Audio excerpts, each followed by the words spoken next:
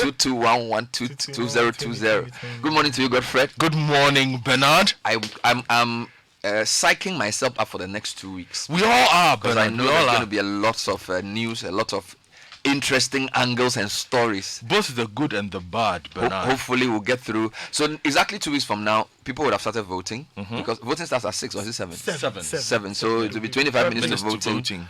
Yeah. Have you guys decided who you are voting for? Listeners, tell me. I don't know. Don't tell me who you are voting for, but have you made a decision yet?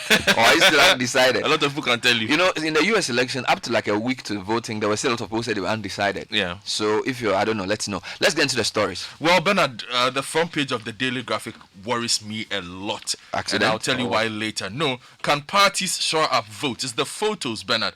Ecstatic supporters of the MPP left and the NDC right. Hoy and Aswase. So there's no social distance. Bernard. No social distance. Okay. So Council of State praises EC for good work. Change voting patterns. Akufo-Addo to Voltarians. Mahama tells Asante. So they are selling the same message. And they are opposite parts. I actually have an interesting thing where if you compare their movement, they've been going to the same places on different dates. Yes, yeah. It's like they've chosen 8 places that they go. They don't go to the rest of the places. The rest of the places are guaranteed. Yeah, interesting. If you go to the Ghanaian Times, says tragedy. 6 NDC supporters perish. 50 injured in accident on Frante Edra Road. Police grab 90 suspected criminals in Accra. Government cuts sword for 400-ton waste treatment plant in Central Region. MPP NDC confirm receipt of new voters register. Front page of the Daily Guide newspaper. Volta region saw little progress under NDC. Mama comes with a photo of the president presenting Jean-Pierre Ameou to the people. If we sleep, we slip. Blade to NPP. Mahama has no legacy in the north, says the vice president. And Central Region waste plant underway.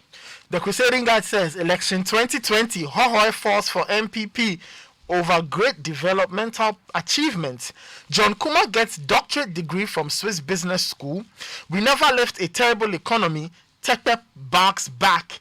And solid waste treatment project goes to Central Region, plus 3 granted 260,000 cedi bail for selling fake AF Confidence insecticides.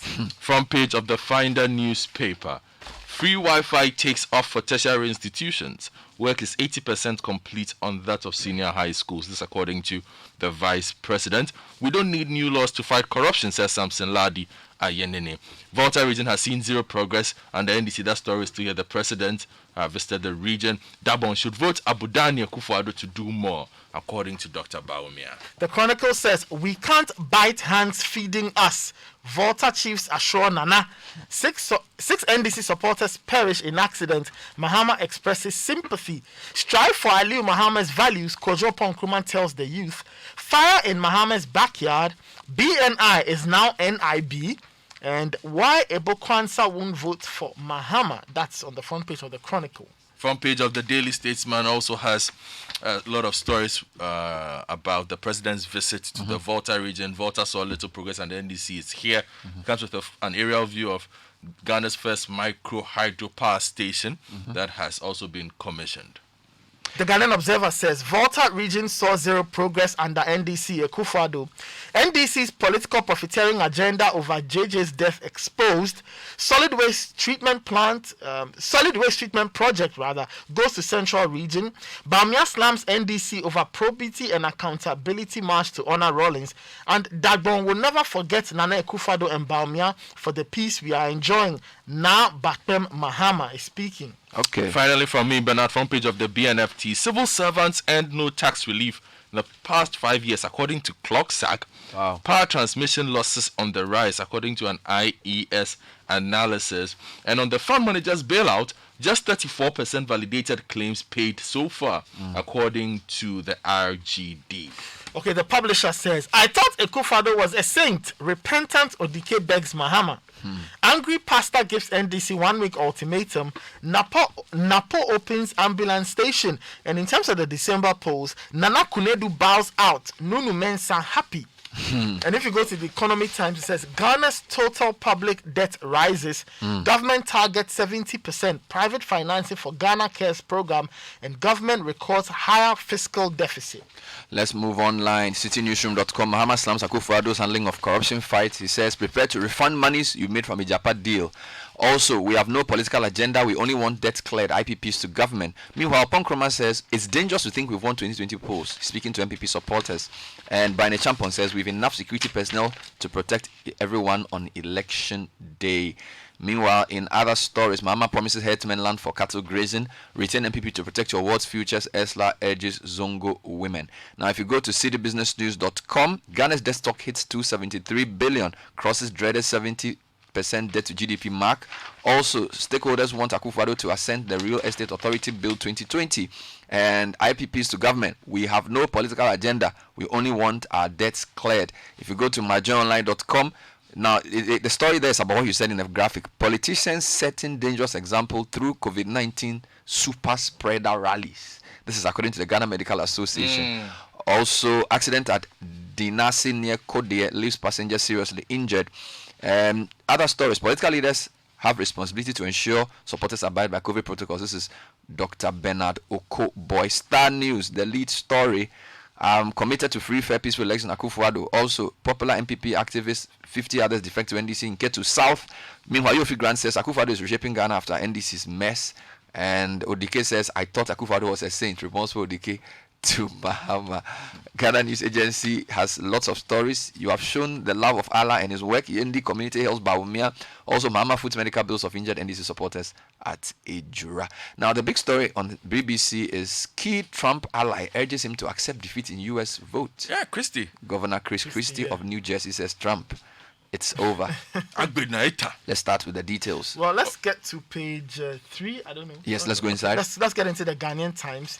And let's start on a sad note. Yeah, there's quite a lot of accidents. I think there were 2 this weekend. Yes. Involving supporters. Yes, 6 supporters of the NDC have died and 50 others injured in an accident which occurred on the Franti Edra Road in the Ashanti region on Saturday. The accident occurred when a cargo truck on which they were traveling to a rally at Edra somersaulted. According to Mr. Matthew Njokone, the Ashanti Regional Deputy General Secretary of the NDC, who confirmed the news to journalists, the driver of the truck lost control of the steering wheel in an attempt to swerve a pothole. The injured are receiving treatment at the Ejura Government Hospital, while the bodies of the 6 supporters are at the hospital's morgue. Now, former President John Mahama, who was to address the rally, has since visited the victims at the hospital in the company of the NDC's national chairman, Samuel Ofosu-Ampofo, and other campaign. You know what's funny? This happened when? On Friday? Saturday. Then on Sunday, one ND supporter dead, others injured after being run over by a vehicle. This story is from the Western region. Says one National Democratic Congress supporter in Elembele in the Western region has died after being run over by a vehicle while on campaign walk. 23 others were injured in the road accident which occurred on Sunday evening at Azulenonu or Izuleneno, a community located between Yenasi and Isiama. Confirming the incident, incumbent NDC MP for Elembele, Kofi Boa, said the incident happened a little before 7 p.m. on Sunday. The MP expressed regret for the loss of lives, said most of the persons injured were rushed to the Ikwe Catholic Hospital. Now, this incident follows what you just read, death of 6 members of NDC within the Ejura Sechedumasi municipality after a road crash over the weekend. Now, the crash occurred after the driver attempted to swerve a rider who had driven into his path. Well, let me tell you about numbers. Bernard, you love numbers. The Daily Graphic is dealing with a lot of numbers and trends this morning. Can parties shore up votes? Is on the front page of the paper. Says the Ghana 7th national polls in 2016 were hailed as successes, but a drop in voter turnout was a major feature of that election, which has become a worry for political parties. The 2016 election results indicated that nearly 5 million voters did not turn up to cast their ballots on election day, raising questions about voter interest in national elections. Well, the story goes on to say that parties have rekindled their campaigns after breaking for a week in honor of former President Jerry John Rawlings, who passed away on Thursday, November 12, this year. Now, a review of the numbers shows that the 2016 elections recorded low numbers for the two major political parties, the NPP and the NDC, across all the regions when compared with their performance in 2012. So, in looking to shore up these numbers, change voting patterns is on page 13. Akufo-Addo to Voltarians, and Mahama is also selling the same message to Asante. So, on page 13 of the paper, Donald Atudapatem and Mary Anna Nyamponsa report from Hohoe that addressing a mammoth rally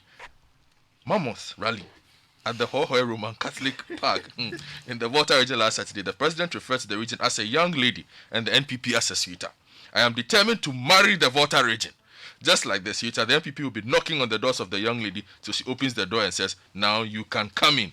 Expatiating on his analogy, he noted that the beautiful lady the NPP had been dreaming of getting married to would initially say no.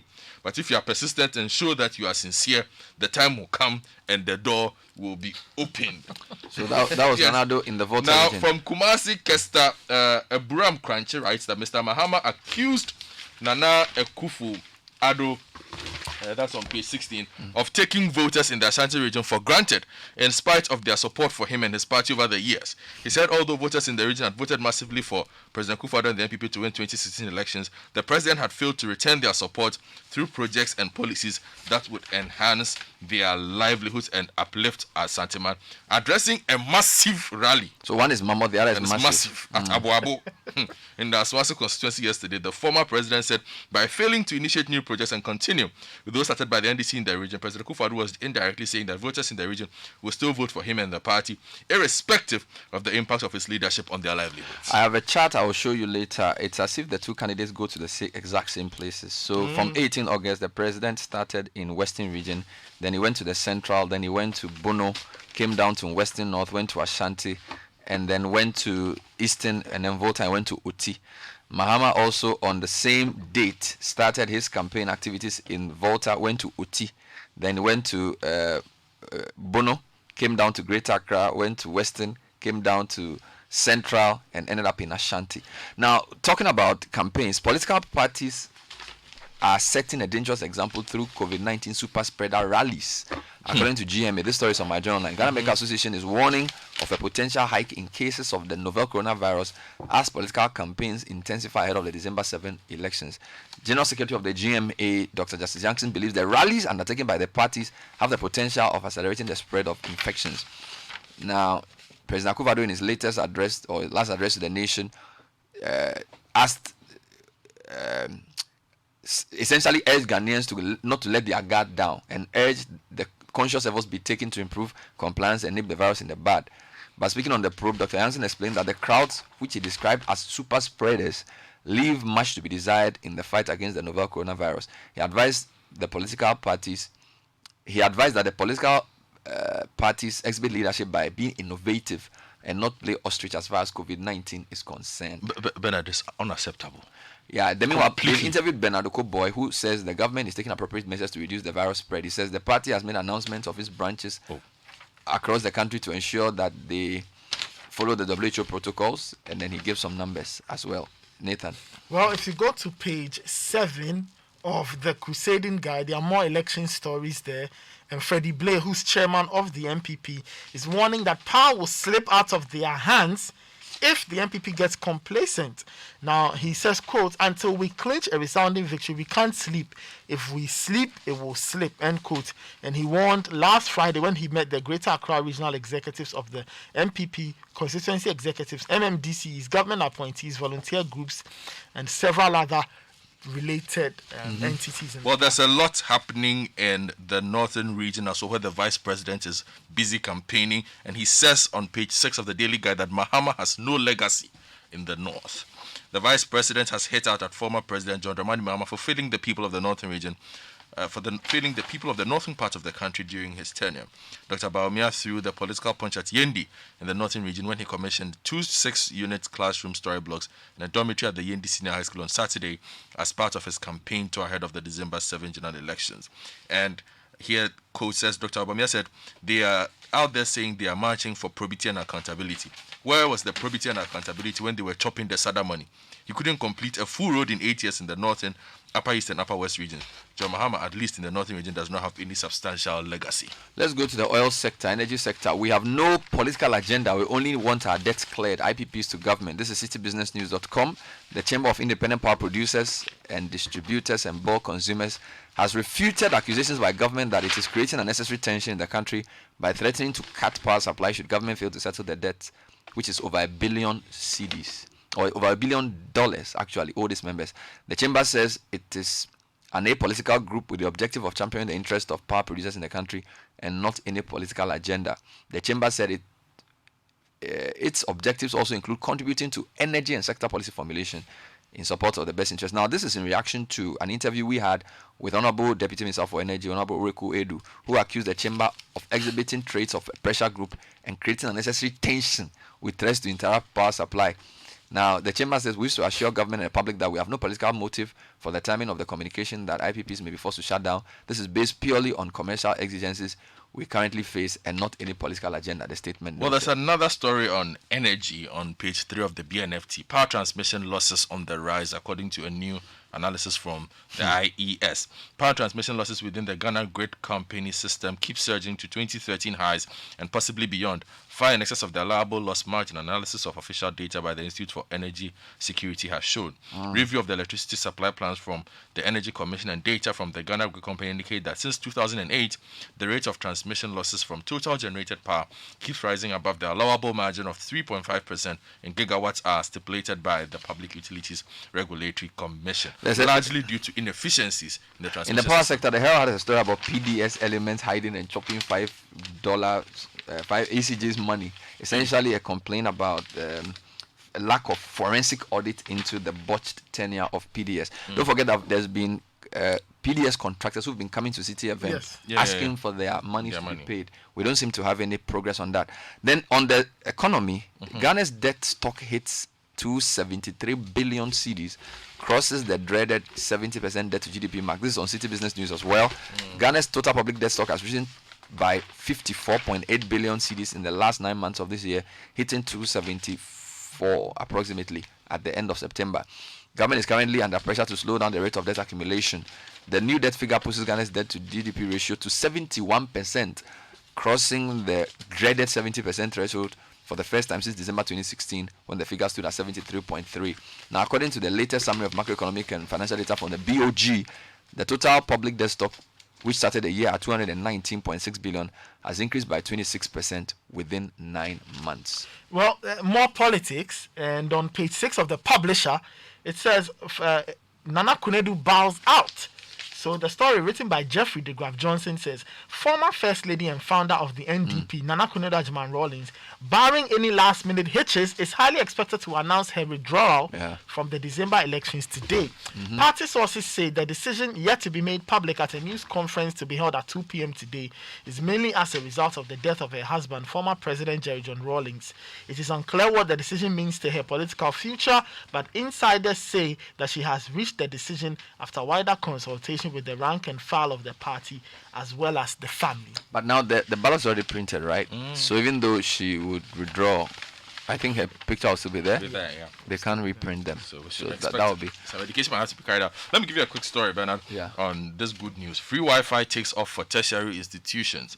Work is 80% complete on that of senior high schools, according to the Vice President. Stories on page 2 of the paper. It says that when schools reopen on January, students, lecturers, and the academic community of 13 public tertiary education institutions in the country will enjoy free Wi-Fi service to enhance teaching, learning, and research. The project, executed at a cost of over $11 million, was facilitated and implemented by the ECG, leveraging on 650 kilometers of its fiber optic network in collaboration with NITA.